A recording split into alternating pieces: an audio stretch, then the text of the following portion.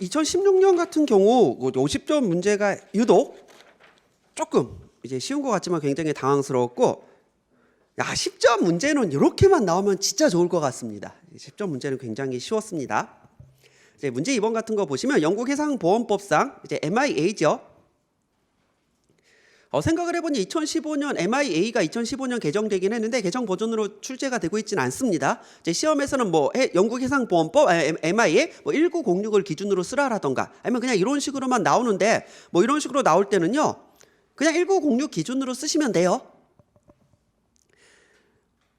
그리고 이제 고지나 담보 쪽에 개정된 부분 있잖아요. 그런 거를 이제 살짝 추가해 주시면 됩니다. 뭐 사실 뭐 1호 이런 것들은 그냥 뭐 어느 버전으로 쓰나 똑같은 거니까요. 이제 1호의 성립 요건, 효과, 정당한 1호의 사유에 대해 설명하시오.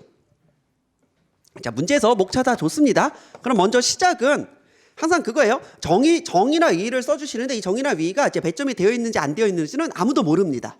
하지만 대부분의 수험생이 쓰고 시작하는 만큼, 그러니까 이제는 썼을 때 플러스가 되나요? 라는 말보다는 안 썼을 때 리스크가 있나요를 걱정하시는 게 맞습니다. 우리 시험은 굉장히 보수적으로 접근을 좀 하셔야 됩니다. 10명의 수험생이 있다라고 하면 9명은 일단 정의나 위의를 쓰고 시작하거든요. 그러면 이제 교수님의 입장에서는요, 사실은 목차까지 다 줬으니까 위의나 정의에 대해서는 딱히 배점이 없었을지라도 이거죠. 근데 얘는 왜 안 썼지? 라는 생각이 들 수가 있습니다. 우리 시험은 도박하는 게 아니에요. 항상 그 리스크라는 부분을 생각하셔야 되기 때문에 정의를 썼을 때 추가점을 주나요? 라는 건 생각하지 마시고요. 안 썼을 때 이제 마이너스를 조금 걱정하시는 게 맞습니다. 자, 그래서 뭐 정의, 그 다음 목차 다 줬죠. 요건, 효과.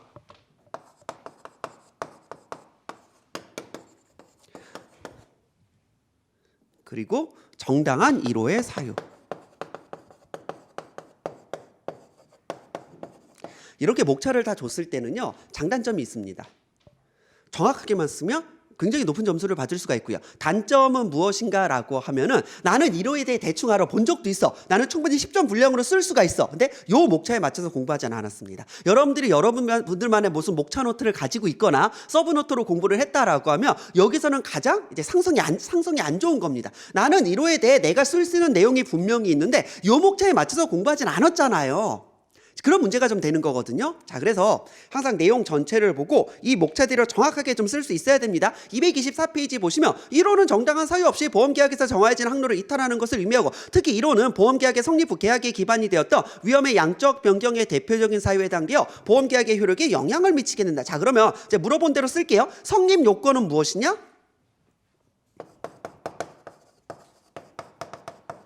항로 이탈이죠. 1호는 항로가 보험증권에서 특별히 지정되어 있는 경우는 그 항로를 떠났을 때, 항로가 보험증권에 특별히 지정되어 있지 아니한 경우 통상적이고 관습적인 항로를 떠났을 때 성립되는 것으로 보고, 자, 보세요. 항해 변경이랑 뭐가 다릅니까? 항해 변경은 실제 항해 변경이 발생하지 않았을지라도 항해 변경을 하겠다는 그 의사만 있으면 성립이 되는 거죠. 하지만 1호는 내가 1호를 하겠다는 의사는 중요하지 않아요. 1호가 실제 발생하는 게 중요합니다. 자, 그래서 항로 이탈의 실제 발생, 1호 의사는 중요하지 않다. 즉 보험자가 계약상 책임을 면하기 위해선 반드시 실제 1호가 있어야 됩니다. 그래서 항로 이탈이 이제 실제 발생을 해야 됩니다. 그럼 1호의 효과를 보시면 선박이 적법한 이유 없이 항해에서 이탈하는 경우 보험자는 1호 시부터 책임이 면제되고 선박이 손해 발생 전에 본래의 항로에 복귀하였다는 사실은 중요하지 않습니다. 이 중요하죠. 이걸 정확히 좀 쓰셔야 됩니다. 여러분들은 대부분 그냥 면책된다 정도만 쓰시는데 중요한 건 뭐예요? 손해 발생 전에 본래의 항로로 복귀하였다는 사실은 중요하지 아니하다 까지 가야 배점을 다 받을 수가 있습니다. 10에 7, 8은 면책된다는 건 기가 막히게 알고 있거든요. 하지만 복귀했을 때 효력에 대해서는 이제 안 씁니다. 이거 정확하게 쓰셔야 되고요. 자, 이 정당한 1호의 사유라고 했잖아요. 그럼 정당한 1호, 그 1호에 있어서 그 사유가 정당할 때는 이제 보험자가 책임을 져주겠다는 얘기거든요. 그럼 사실은 여기 효과를 쓸 때 뭘 같이 붙여주셔야 되는 게 뭐예요? 그럼 1호에 있어서 보험자가 면책되는 경우는 뭡니까? 정당한 사유로 1호를 1호를 한 경우가 아닌 경우죠. 그래서 앞에 원문에 뭐라고 돼 있어요? 선박이 적법한 이유 없이 항로에서 이탈하는 경우요. 먼저 여기 깔아주는 겁니다. 적법한 이유 없이 항해에서 이탈하는 경우는 1호가 성립되는 것이고, 그럼 그 아래는 뭐예요? 그럼 정당한 1호의 사유가 있을 거 아니냐. 이때는 보험자가 면책을 주장할 수 없게 된다. 이렇게 가는 겁니다. 그래서 요 목차를 줬다라는 건 여기에 그 내용이 한번 언급이 돼야 됩니다. 원문이 이렇게 이어지는 거거든요. 자, 그러면 이거 보시면요. 사실 정당한 1호의 사유만 가지고 10점 문제를 출제할 수 있을 정도로 굉장히 내용이 많습니다. 하지만 이런 문제에 있어서는요, 딱히 여기에 뭐 몇 점 이상 배점하진 설마 여기에 5점 이상 배점하진 않았을 겁니다. 끼케 여기에만 2점, 3점 배점했지 여기에 뭐 5점 이렇게 배점하진 않았을 거예요. 자, 그렇기 때문에 내용은 굉장히 많은데 이 중에서 그냥 2개, 3개, 많으면 4개 정도 써주시고 등을 좀 붙여주시면 됩니다. 그럼 잘 볼게요. 선박의 항로를 이탈함에서 정당한 사유가 있는 경우에는 1호가 허용되면 MIA, 즉 영국해상 보험법상 인정하는 정당한 사유로서는 보험증권의 특이하게 위에 오타네요. 위에 인정되는 경우, 이건 당연하죠. 그냥 보험증권에서 1호를 해도 된다라고 적혀 있으면 됩니다. 다음 2번, 약간 이제 그 통제 불능 상황이죠. 선장과 그의 고용주의 지배할 수 없는 사정이 기인하는 경우. 3번, 명시담보 또는 묵시담보를 충족하기 위해 합리적으로 필요한 경우. 4번, 선박 또는 보험의 목적이 안전을 위해 합리적으로 필요한 경우. 5번, 인명을 구조하거나 또는 인명이 위험한 경우에 조난선을 구조하기 위한 경우.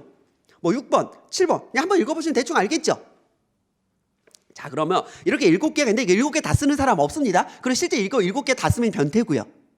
7개 다 쓰면은 아마 10점 문제 한두 문제 놓치게 됩니다. 이제 시간적인 문제가 있기 때문에 한 서너 개라도 쓸 수 있으면 굉장히 잘 쓰는 거고요. 대부분의 수험생들은 요거 사실 못 건드립니다. 여기까지는 우리가 적당히 배웠는데 MIA를 원문으로 보지 않는 한 여기를 쓸 수 있는 경우는 흔치 않습니다. 자, 그리고 7개 나열하는 것보다 어떤 내용이 추가가 돼야 되냐면 원문에 이런 내용이 있습니다. 또한 1호를 허용하는 경우에는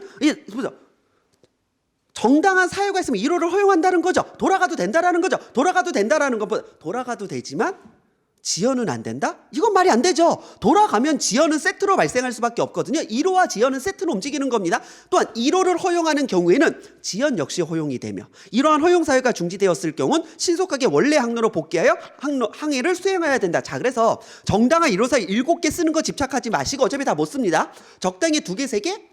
최대 많으면 4개까지 쓰겠죠. 자, 그러면 역시 1호가 허용되는 건 지연 역시 허용이 되는 것이며 이러한 정당한 사유가 있으면 보험자가 책임을 지겠다는 건데 그렇다고 막 나가지 말고 그 사유가 중단이 되었으면 원래 항로로 복귀해야 된다 까지 써주시는 요거 이렇게 문장을 완성해 주는 게 중요합니다. 우리들이 자꾸 이제 목차로 외우면요 앞에 7개에 집착하게 되거든요. 앞자리 따서 점수 몇 점은 요런 데 많이 되어 있는 거예요. 문장이 완성이 돼야 되거든요. 정당한 1호의 사유 7개를 나열하라가 아니라 정당한 1호의 사유가 분명히 있다라는 거. 그 사유에 해당하면 지연도 허용한다라는 거. 하지만 한번 허용이 되면 영원히 허용하는 것이 아니기 때문에 그 사유가 이제 중단이 되었으면은 신속하게 원래 항로로 복귀해야 된다라는 거. 마지막 문장이 훨씬 더 중요합니다. 자, 그래서 우리 시험은 나열하는 시험이었어요. 2020년은. 2020년은 좀 그랬어. 2020년은 뭐 나열하는 시험이긴 했지만 기본적으로는 이런 부분 좀 생각을 해보시면 될 것 같고요.